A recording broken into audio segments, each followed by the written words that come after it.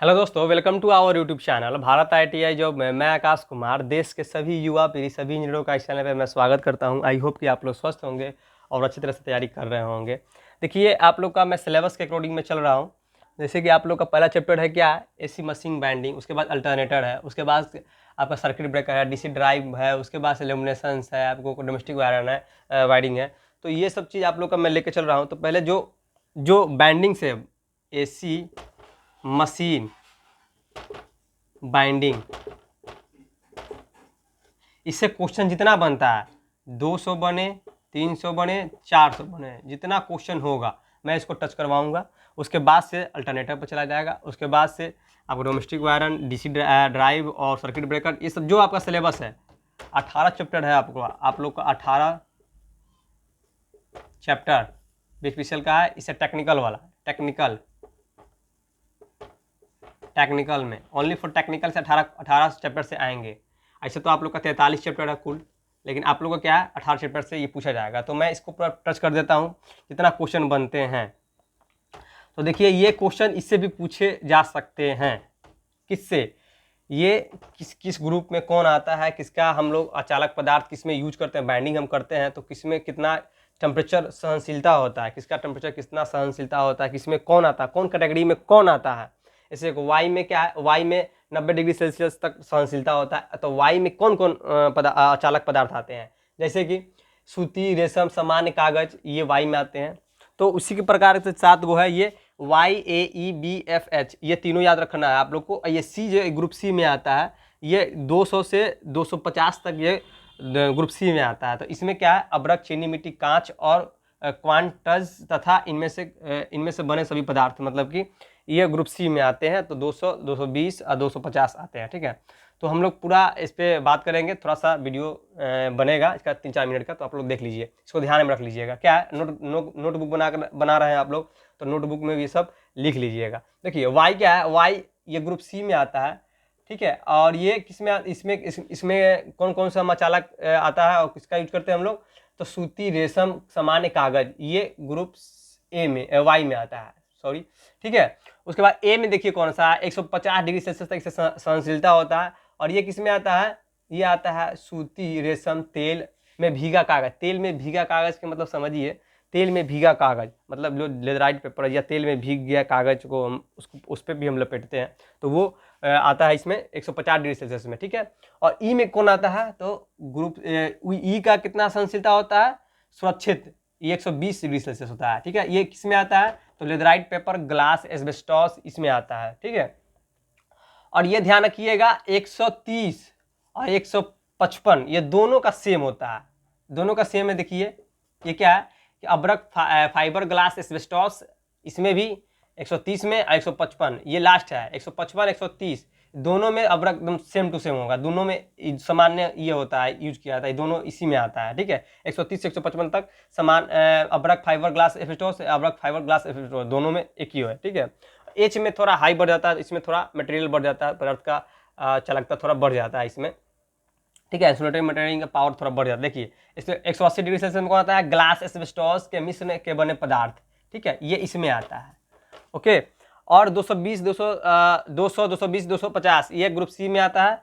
आप लोग ध्यान रखिएगा, इसमें क्या आता है, जब सबसे लास्ट वाला यही है कि अब्रक, चीनी मिट्टी से बना जो इंसुलेटर होता है, अब्रक जो माइका बोलते हैं हम लोग, ग्लास से शीशा होता है। ठीक है, हम लोगों को पता होगा।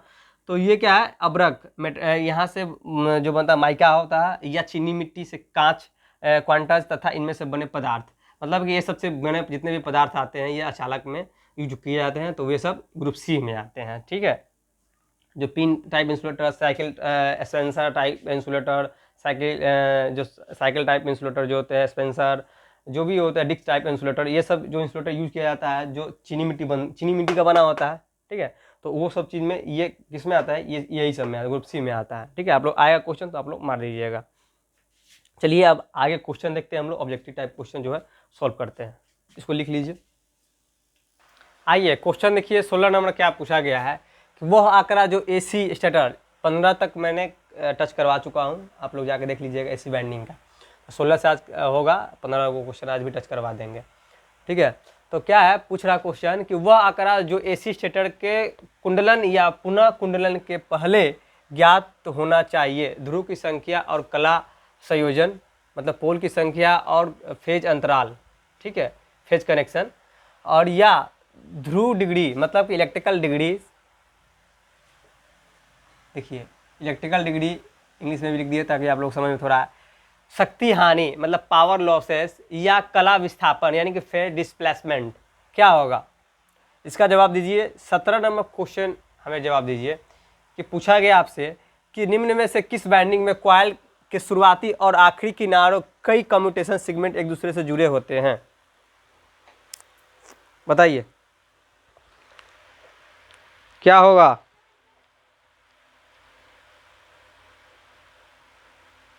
देखिए और बताइए।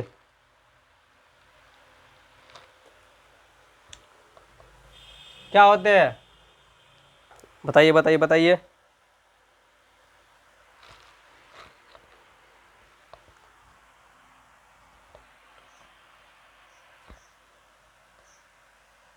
क्या होगा इसमें, क्या होगा कि ध्रुव की संख्या और कला विस्थापन, ये आप लोग का राइट आंसर है, ठीक है। और 17 का क्वेश्चन देखिए क्या पूछा गया है कि निम्न में से किस बाइंडिंग में कॉइल के शुरुआती और आखिरी किनारों कई कम्यूटेटर सेगमेंट पर दूरी से जुड़े होते हैं, ये होते हैं सिंप्लेक्स वेब बाइंडिंग। ओके, देखिए यहाँ पे 18 नंबर क्वेश्चन का पूछा गया है कि शॉर्ट पिच बाइंडिंग मेथड में बिना चिंगारी, ये चिंगारी है, चिंगारी के कुंडली की चौड़ाई से कम रखी जाती है। यहाँ पे डॉटेड है, यहाँ पे भरना आप लोग, बताइए कुंडली की चौड़ाई कम रखी जाती है किसमें, बताइए। शॉर्ट पिच बाइंडिंग में बिना चिंगारी के कुंडली की चौड़ाई कम रखी जाती है बाइंडिंग में, या आर्मेचर या पोल या ब्रश। क्या होगा, क्या है शॉर्ट पिच बाइंडिंग में पोल, आप लोग का राइट आंसर ये है, ठीक है। और यहाँ 19 में देखिए वो बाइंडिंग जिसमें प्रत्येक स्लॉट में केवल एक साइड होती है उसे क्या कहा जाता है। मतलब कि कोई बाइंडिंग है एक साइड ही सिर्फ उसमें खांचा में डाला गया, उसको क्या कहते हैं बताइए, उसे क्या कहते हैं। वो बाइंडिंग जिसमें प्रत्येक स्लॉट में केवल एक साइड हो, मतलब खांचा में जो बाइंडिंग करते हैं हम लोग, ठीक है, तो उसमें सिर्फ एक साइड डाला गया है तो उसमें उसको क्या कहते हैं, बाइंडिंग पिच या दोहरी परत बाइंडिंग या एकल परत बाइंडिंग, या इनमें से कोई नहीं। एकदम सिंपल सी सवाल है, जब सवाल में ही जवाब है, बताइए। कोई बाइंडिंग है, ओके, और हम सिर्फ खांचा ये बना हुआ है और सिर्फ हम इसी में बाइंडिंग कर रहे हैं। क्या बोल रहा है, केवल एक साइड हो, वो बाइंडिंग इसमें प्रत्येक स्लॉट में केवल एक साइड होती है, उसे क्या कहते हैं, इसी में सिर्फ बाइंडिंग है, उसको क्या कहते हैं, क्या कहते हैं, एकल परत बाइंडिंग। आप लोग का राइट आंसर सी है। देखिए 20 नंबर क्वेश्चन क्या पूछा गया कि निम्नलिखित बाइंडिंग में से एक में सभी कॉइल एक सीरीज में एक प्रगतिशील लहर के रूप में जुड़े हुए हैं और इसमें पोल की संख्या के बावजूद आर्मेचर धारा के लिए सिर्फ 2 भाग होते हैं, इसे क्या कहते हैं। सिंपल सी सवाल है कि लैप बाइंडिंग बोल रहा है कि क्या बोल रहा है यहाँ पे, बावजूद आर्मेचर धारा में के लिए सिर्फ 2 भाग है, ठीक है। देखिए इसमें ए बराबर 2 होता है, ठीक है, इसमें पोल की वो धारा बहने की वो दिशा 2 ही होती है, ठीक है। और लेफ्ट बाइंडिंग में वेब बाइंडिंग में, लेफ्ट बाइंडिंग में क्या दोनों सेम होती है। वेब में क्या होता है, समांतर पथों की संख्या इक्वल पोलों की संख्या, दोनों का सेम होता है, ठीक है। और इसमें क्या होता है, वेब में सिर्फ 2 होता है रास्ता, ठीक है। ये पोल और इसका समांतर पथों की संख्या दोनों का सेम होता है, ठीक है, इक्वल होता है। तो आप लोग क्या मारिएगा, इसमें क्या रेड होगा आपका वेब बाइंडिंग, ठीक है। वेब बाइंडिंग में कैसे बाइंडिंग होता है, ये गया, इसे आया, इसे आया, इसे आया, इसे आया, ठीक है, ये हो गया। मतलब कि क्या, ऐसे गया, ऐसे आया, ऐसे गया, ऐसे आया, ऐसे गया, ऐसे आया, ठीक है। और वेब में क्या होगा, कि वेव में ऐसे गया, ठीक, और इसमें ये होता है, ऐसे होता है, ठीक। फिर आपका ऐसे गया, फिर ऐसे गया, फिर ऐसे आया, फिर ऐसे गया, फिर ऐसे गया, फिर ये, फिर ये, फिर ये आया, ऐसे, मतलब कि ये वाला लैप हो जाता है, ठीक है। इसमें वेव हो जाता है। देखिए इसमें हम लोग वोल्टेज का मान ज़्यादा लेते हैं, वेव बाइंडिंग में हम लोग क्या करते हैं, इसमें वोल्टेज की अधिकता ज़्यादा होती है, और वेव बाइंडिंग में क्या होता है, करंट की आवश्यकता ज़्यादा होती है, उसमें हम लोग यूज करते हैं लैप बाइंडिंग का यूज करते हैं। वोल्टेज की ज़्यादा आवश्यकता होती है हमें, जहाँ पे हम लोग वेव बाइंडिंग का यूज करते हैं हम, ठीक है। तो आप लोग का ये राइट हो जाएगा। और यहाँ पे देखिए, निम्न में से किस बाइंडिंग में कॉइल ओवरलैप करते हैं और कुंडली रखने के बाद आर्मेचर के पीछे की दिशा घूम जाती है, बताइए, इसका जवाब दीजिए, क्या होगा।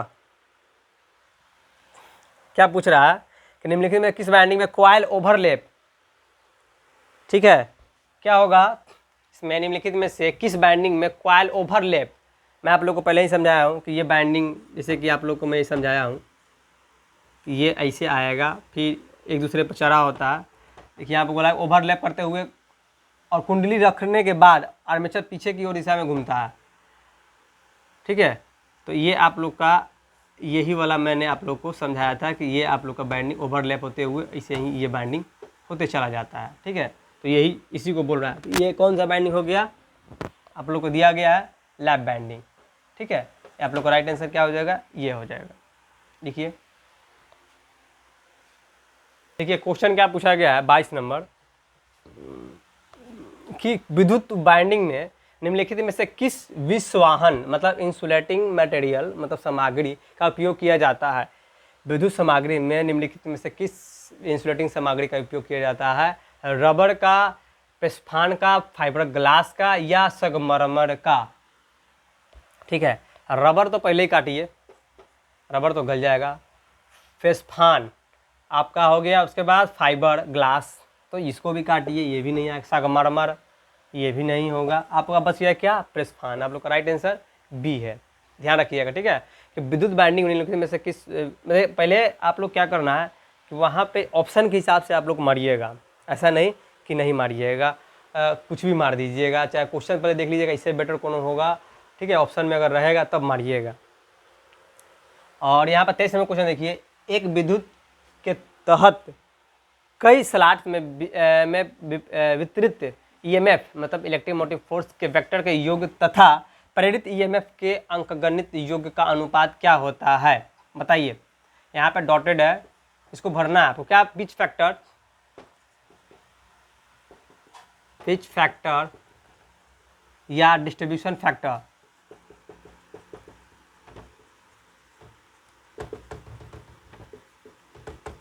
फॉर्म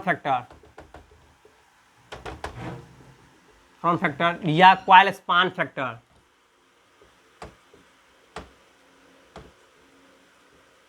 क्या होगा बताइए। इसका क्या होगा कि एक ध्रुव के तहत कई स्लॉट में वितरित ईएमएफ के वेक्टर का योग क्या, योग पूछ रहा है, अंकगणितीय योग पूछ रहा है, इसमें क्या मारिएगा, डिस्ट्रीब्यूशन फैक्टर। राइट आंसर आपका ये है, लिखिए। आप लोग नोट बना लीजिए, ठीक है। आप लोग नोट बना लीजिए किस चीज़ का, कि मैं आप लोगों को टच करवा रहा हूँ क्वेश्चन जो भी, उसका नोट बनाइए। अपना सिलेबस एक तो कॉपी बना लीजिए कि आप लोग का जो सिलेबस 18 है, ठीक है, बाइंडिंग हो गया, अल्टरनेटर हो गया, लेमिनेशन हो गया, डिस्ट्रीब्यूशन वो इंडस्ट्रियल वायरिंग हो गया, मोटर, जनरेटर, अल्टरनेटर, ट्रांसफार्मर हो गया, जो भी है 18 चैप्टर अब देख लीजिएगा, ठीक है। उसके हिसाब से आप लोग को क्या करना है, एक कॉपी बना लेना, मैं उसको टच करूँ, उसको लास्ट में क्या आपको दिक्कत नहीं होगी, बस पन्ना पलट दीजिए, एक बार देख लीजिएगा, उसके बाद से आप लोग एग्जाम देने चल जाइएगा। आप लोग को लास्ट में प्रेशर नहीं होगा, दिमाग पर प्रेशर नहीं पड़ेगा, ठीक है।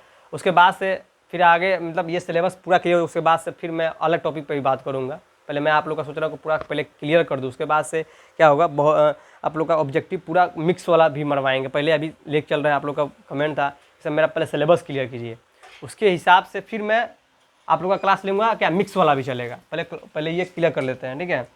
और आप लोग कहते हैं कि मोटिवेट कीजिए, मोटिवेट क्या करें, आप लोग को मैं मोटिवेट क्या करूं, आप लोग खुद से मोटिवेट होइए, किसी के कहने से कुछ नहीं होता है। अभी आप मेरा बात सुनिएगा फिर डिमोटिवेट हो जाइएगा या छोड़ो यार सर जी बोल दिए कुछ भी, छोड़ो हो गया बात ख़त्म, ठीक है। अपने माँ बाप को देखिए, अपना परिवार को देखिए, उससे मोटिवेट होइए कि मेरे पिताजी क्या करते हैं, मेरे पापा जी क्या करते हैं, मेरी माँ क्या करती है, मेरे भाई क्या करता है, मेरे बहन क्या करता है और मैं क्या कर रहा हूँ, इस पर आपको डिफेक्ट पड़ेगा। आप अपने आप के लिए पढ़िएगा तो कुछ नहीं कीजिएगा।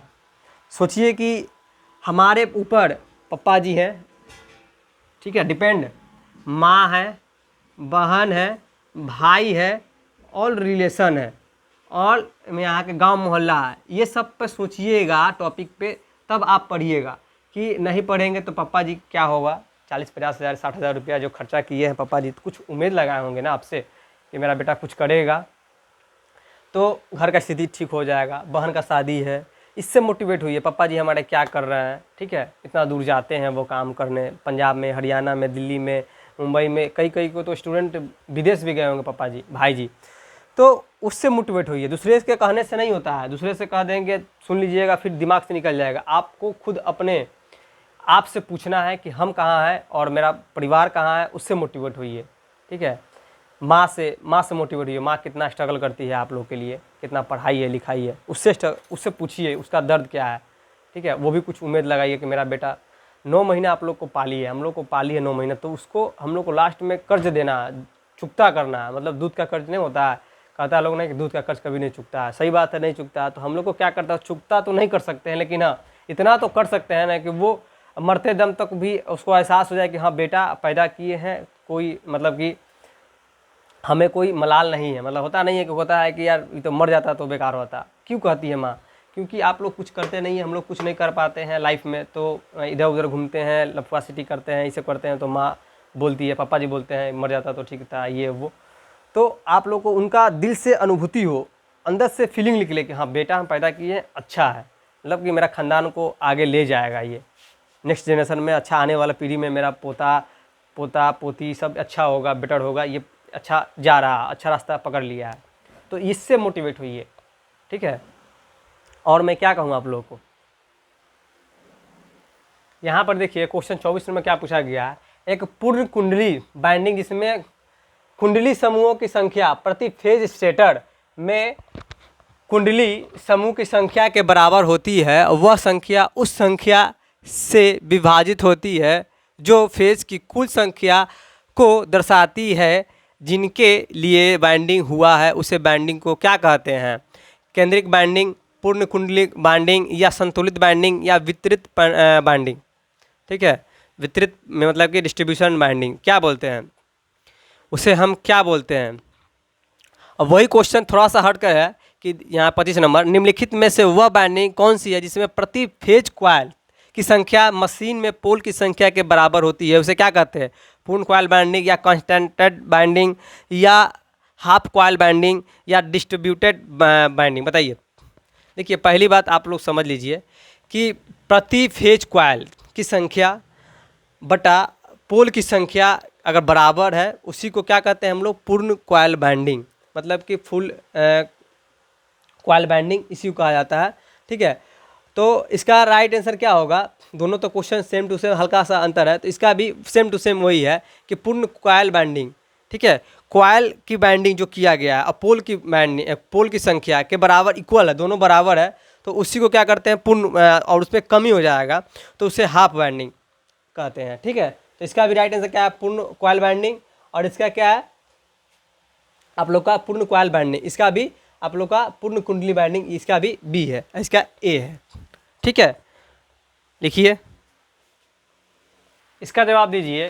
क्वेश्चन है निम्नलिखित, एक 8 पोल 90 स्लॉट 4 सर्किट ड्यूप्लेक्स बाइंडिंग में प्रति स्लॉट 6 क्वाइल स्पाइन 270 क्वाइल और कम्यूटेटर सेगमेंट है, तो कम्यूटेटर पिच क्या होगा, 136 134 70 या 67 क्या होगा। देखिए इसका सूत्र होता है कि नंबर ऑफ कम्यूटेटर, ठीक ना, कम्यूटेटर पिच लिखिए पहले, कम्यूटेटर पिच बराबर यहाँ पे होगा number of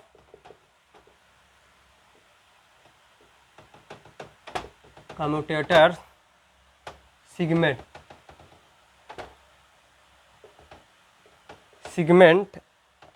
plus minus M होता है, ठीक है। तो इसका क्या लिखिएगा आप लोग, इसमें क्या बताओगा हो गया पेयर, जो खांचे होते हैं, पेयर ऑफ पोल, ठीक है। तो यहाँ पे आप लोग को मान रख देना है, क्या रखना है, 270 क्या है यहाँ पे नंबर ऑफ कंप्यूटर सेगमेंट, ठीक है। तो यहाँ पे क्या है 270 लिखिए, उसके बाद क्या है +2, यहाँ पे देखिए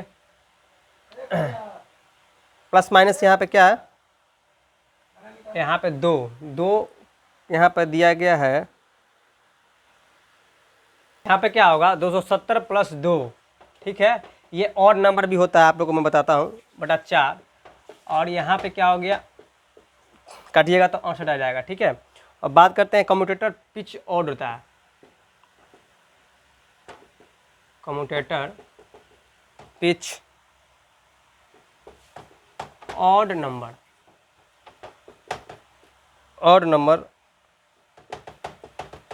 होता है, ठीक है। तो इसलिए तो कम्यूटेटर पिच बराबर 68 - 1 बराबर 67, आप लोग का राइट आंसर हो जाएगा, ठीक है। और डी राइट आंसर है, लिखिए। इसका जवाब दो मेरे देश के युवा पीढ़ी। एक कॉइल के बाहर आने वाले सिरों को क्या कहते हैं, मतलब समझो जो हम बाइंडिंग करते हैं, अरे ये क्या है निकलता है, जो हम बाइंडिंग करते हैं तो उसका 2 टर्मिनल होता है, ठीक है। स्टार्टिंग बाइंडिंग किए, रनिंग बाइंडिंग किए, ओके। ये पूछ रहा है, ये लीड की बात कर रहा है, यही लीड होता है जो हम लोग सप्लाई देते हैं यहाँ पे, ठीक। तो पूछ रहा है कि यहाँ पे क्या होगा, एक इनएक्टिव कॉइल होता है या एक्टिव कॉइल होता है या कॉइल पिच होता है या लीड ऑफ कॉइल होता है, ठीक है। बताओ क्या होगा, कॉइल के लीड होगा या पिच कॉइल होगा या एक्टिव कॉइल होगा या इनएक्टिव कॉइल होगा, सक्रिय असक्रिय या कॉइल के लीड या कुछ कॉइल पिच, क्या होगा, ये लीड्स होता है, इसी को लीड्स ऑफ कॉइल कहा जाता है। और देखो 28 नंबर क्वेश्चन देखो कि मशीन में वितरित कुंडली के संदर्भ में निम्नलिखित में से कौन सा विकल्प गलत है, आर्मेचर रिएक्शन और आर्मेचर रिएक्टर्स कम होता है या डिस्टार्टिंग हार्मोन को हटाया नहीं जाता, डिस्टार्टिंग हार्मोनिक्स को हटाया नहीं जाता, ठीक है, या चालक के समान वितरण से बाहर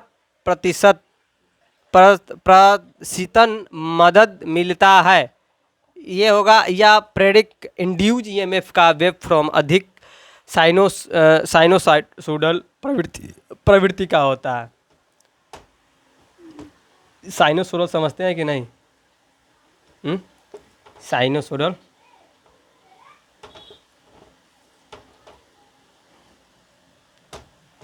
ठीक है, इसमें भी होता है, कई सारे होते हैं, वेक्टर निकलते हैं, ठीक है, शुद्ध वाला निकलता है, तो ये हाफ शुद्ध वाला जो होता है ये,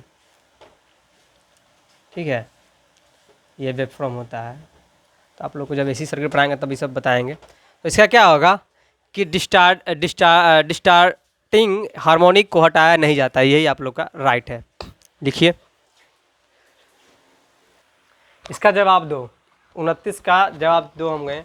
आर्मेचर कोर के स्लॉट में उनके विशिष्ट अनुक्रम में अंतिम कनेक्शन के साथ इंसुलेटिंग कंडक्टर के क्रमबद्ध व्यवस्थित को क्या कहते हैं, वायरिंग, ये बाइंडिंग नहीं समझना साहब, ये वायरिंग है, ठीक है, RING वायरिंग है, ठीक है। मिक्सिंग या बैलेंसिंग या बाइंडिंग, इसे क्या कहते हैं हम लोग, आर्मेचर कोर के स्लॉट के उनके विशिष्ट अनुक्रम के अंतिम कनेक्शन, लास्ट वाला कनेक्शन के साथ इंसुलेटिंग कंडक्टर के क्रमबद्ध व्यवस्थित करते हैं, उसको क्या करते हैं, ठीक है। लास्ट वाला जो लीड निकालते हैं हम लोग कनेक्शन करते हैं, इंसुलेशन में कंडक्टर की व्यवस्थित करते क्रमबद्ध तरीके से करते हैं, उसे क्या कहते हैं हम लोग, बाइंडिंग कहते हैं, ओके। यहाँ पे 30 नंबर में SW में देता हूँ आप लोग को, इसको जवाब देना हमें, देखते हैं कौन देता है जवाब, कि मल्टीपल बाइंडिंग समझते हो ना, एक दूसरे के ऊपर चढ़ा हुआ, मल्टीपल बाइंडिंग, कई बाइंडिंग जो होते हैं, ठीक है। मल्टीपल बाइंडिंग ट्रांसफार्मर की 12 वोल्ट 2.5 एम्पियर रेटेड की गई सेकेंडरी बाइंडिंग सीरीज में जुड़ी है तो सेकेंडरी बाइंडिंग टर्मिनल पर वोल्टेज एंड करंट क्या होगा? 12 वोल्ट 2.5 एम्पियर, 25 वोल्ट 2.5 एम्पियर, या 24 वोल्ट 5 एम्पियर, या 12 वोल्ट 5 एम्पियर? इसका जवाब हमें चाहिए, जवाब रूम में देना तुम लोग तो जवाब। ठीक है, तो आज के लिए बस इतना ही। आज क्लास द एंड इसी जगह होता है आप लोग का। फिर नेक्स्ट वीडियो में आप लोग के साथ मैं मिलता हूँ। तब तक के लिए हमें याद दीजिए। जय हिंद, जय भारत, जय बिहार।